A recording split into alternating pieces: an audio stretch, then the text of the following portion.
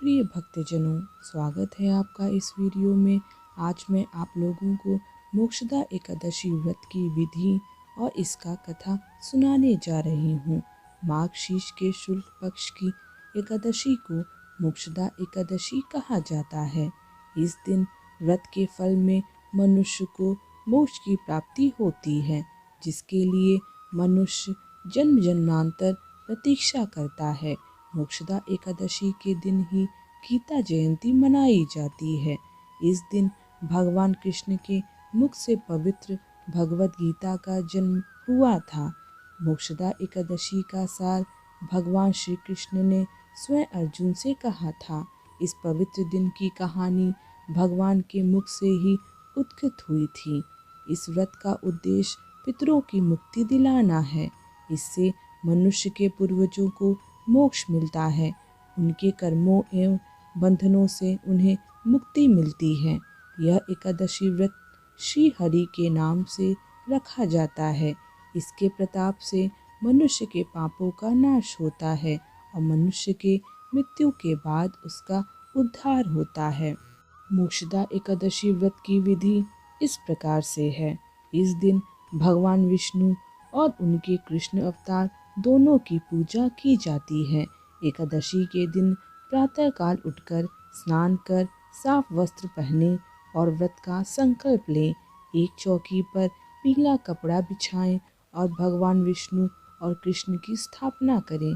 लाल या पीले कपड़े में लपेटकर गीता की नई प्रति भी स्थापित करें। अब फल, मिष्ठान और पंचामृत अर्पित करें और श्री कृष्ण के मंत्रों का जाप करें। गीता का संपूर्ण पाठ या अध्याय 11 का पाठ करें। तत्पश्चात भगवान विष्णु की कथा, चालीसा, विष्णु सहस्त्र नाम का पाठ और आरती करें।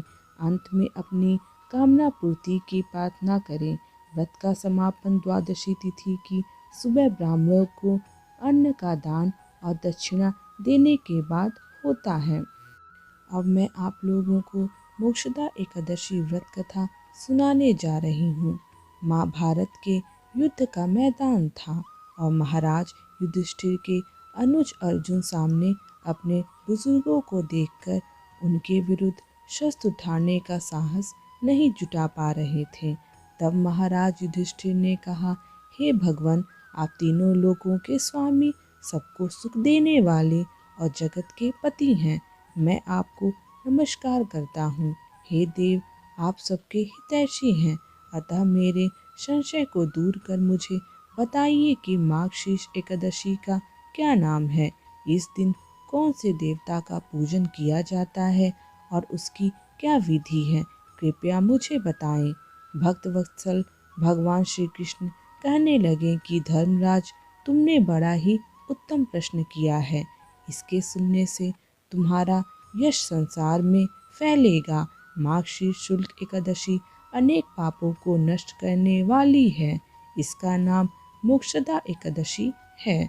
इस दिन दामोदर भगवान की धूप, दीप, नैवेद्य आदि से भक्ति पूर्वक पूजा करनी चाहिए।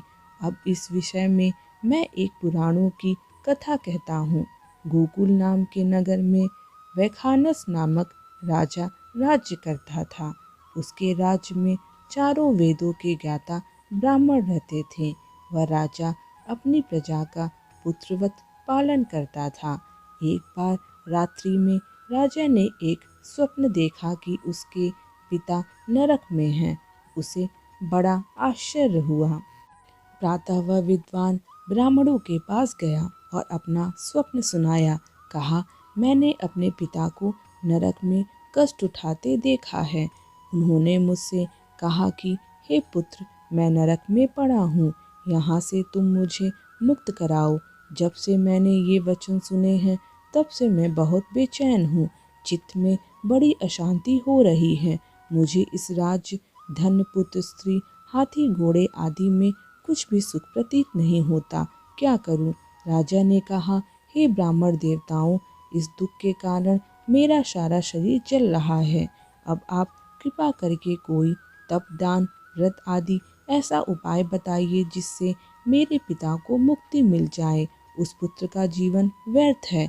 जो अपने माता पिता का उद्धार न कर सके। एक उत्तम पुत्र जो अपने माता पिता तथा पूर्वजों का उद्धार करता है वह 1000 मूर्ख पुत्रों से अच्छा है। जैसे एक चंद्रमा सारे जगत में प्रकाश कर देता है परंतु हजारों तारे नहीं कर सकते।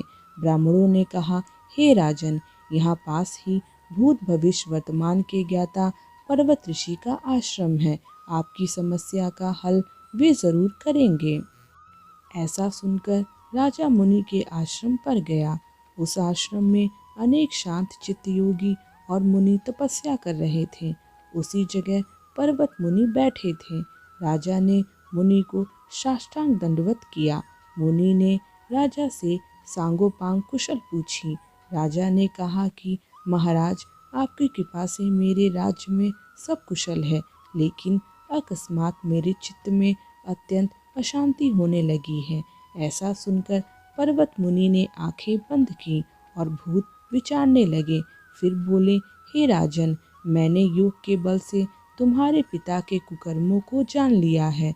उन्होंने पूर्व जन्म में कामातुर होकर एक पत्नी को रति दी, किंतु सौत के कहने पर दूसरी पत्नी को ऋतुदान मांगने पर भी नहीं दिया। उसी पाप कर्म के कारण तुम्हारे पिता को नरक में जाना पड़ा। तब राजा ने कहा, इसका कोई उपाय बताइए। मुनि बोले, हे राजन, आप मार्गशीर्ष एकादशी का उपवास करें और उस उपवास के पूर्ण को अपने पिता को संकल्प कर दें। इसके प्रभाव से आपके पिता की अवश्य नरक से मुक्ति होगी।